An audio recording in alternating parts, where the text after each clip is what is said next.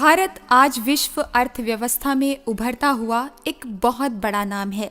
भारत औद्योगिक एवं प्रौद्योगिक क्षेत्र में नित नई ऊंचाइयां छू रहा है, परंतु संपूर्ण विश्व ये जानता है कि भारत एक कृषि प्रधान देश है। आज भी भारत की अधिकांश आबादी कृषि व्यवसाय से ही जुड़ी हुई है। इस देश का सबसे बड़ा प्रदेश है उत्तर प्रदेश। उत्तर प्रदेश में भी कृषि ही एक प्रमुख व्यवसाय है। कृषि हेतु जल की आवश्यकता होती है। जल की व्यवस्था के लिए नहरों का निर्माण किया गया। उत्तर प्रदेश में नहरों का जाल बिछा हुआ है। नहर कहीं किसानों के लिए वरदान तो कहीं अभिशाप सिद्ध हो रही है। कुछ क्षेत्रों में मुख्य नहर से जल रिसाव अधिक होने तथा जल निकास का ठीक ढंग से व्यवस्था एवं प्रबंधन नहीं होने के कारण भूजल स्तर ऊपर आ जाता है। इस प्रकार की समस्या से लखनऊ तथा रायबरेली में करीब 10 किलोमीटर शारदा नहर के किनारे बसे गांव पटवा खेड़ा से कसरावा तक काफी प्रभावित हुए हैं। नहरों के किनारे के खेतों में मात्र 2 फीट के नीचे जल स्राव का पानी है। गांव के कुएं का पानी भी सतह से मात्र 2 से 3 फीट नीचे है। गांव के कुएं का पानी काफी ऊपर आने के कारण पीने योग्य नहीं रह गया है। भूजल के ऊपर आने से भूमि की सतह पर लवण इकट्ठा होता जा रहा है। पूरे क्षेत्र में पटवा खेड़ा से कसरावा तक का खेत ऊसर भूमि में परिवर्तित हो गया है। दूर दूर तक कोई फसल नहीं दिखाई देती, केवल ऊसरीली भूमि ही दिखाई दे रही है। रेगिस्तान जैसा पूरा परिदृश्य हो गया है।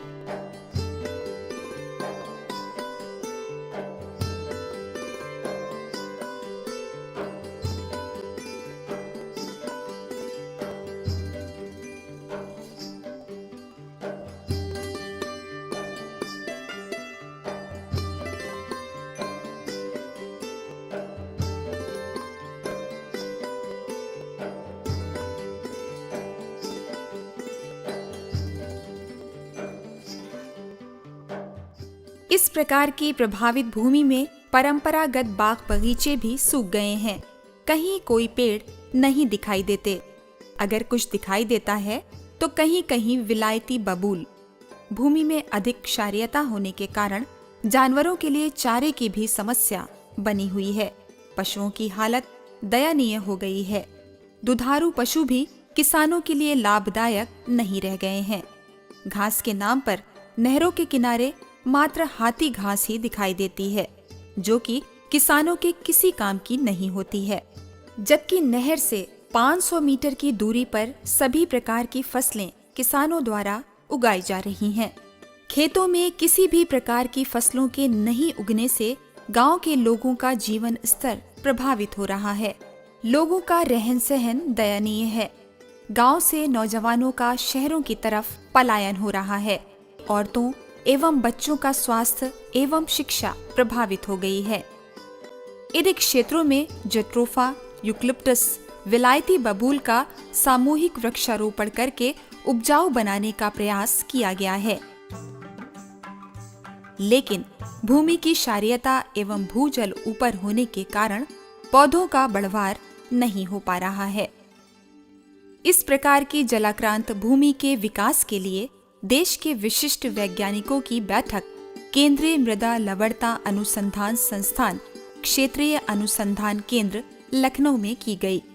वैज्ञानिकों ने क्षेत्रों का भ्रमण किया तथा इस प्रकार की समस्या के समाधान हेतु इस क्षेत्र में शोध करने का दायित्व केंद्रीय मृदा लवणता अनुसंधान संस्थान के क्षेत्रीय अनुसंधान केंद्र लखनऊ के वैज्ञानिकों को दिया गया।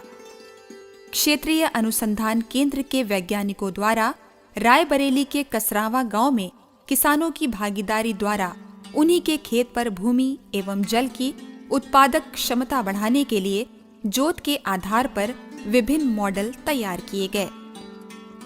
मंझले एवं बड़े किसान मछली पालन के साथ धान, गेहूं, सरसों, सब्जियां तथा यूकलिप्टस को उगाकर प्रति वर्ष 1 लाख प्रति हेक्टेयर तक आमदनी प्राप्त कर लेते हैं।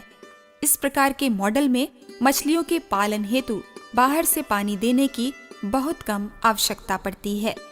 शारदा नहर ना आने के पहले यहाँ पर सभी प्रकार की फसलें पैदा होती थी, लेकिन जब से शारदा नहर आ गई आसपास का क्षेत्र खुद ही देख लें कि कैसा हो गया। लेकिन कुछ कृषि वैज्ञानिकों के आने से हमारे प्लांट में जो ये सुधार हुआ है उससे हमें काफ़ी लाभ है। इस प्लांट पर हमें वार्षिक 60-70 हज़ार की बचत हो जाती है। छोटे किसानों के लिए रिड्स एवं फरो प्रणाली काफी उपयोगी है।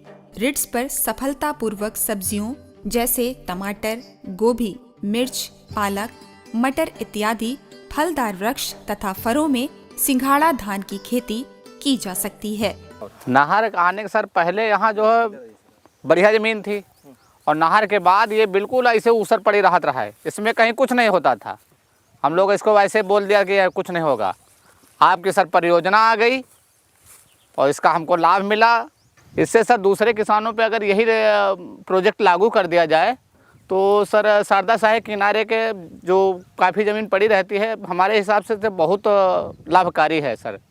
यदि इस प्रकार के विकसित मॉडलों को नहरों के किनारे जल रिसाव से प्रभावित क्षेत्रों में विकास किया जाए तो नहरों के जल स्राव के प्रतिकूल प्रभाव को कम करने के साथ साथ भूमि एवं जल उत्पादकता बढ़ाने, किसानों को आत्मनिर्भर बनाने एवं नौजवानों के पलायन को रोकने में मदद मिलेगी।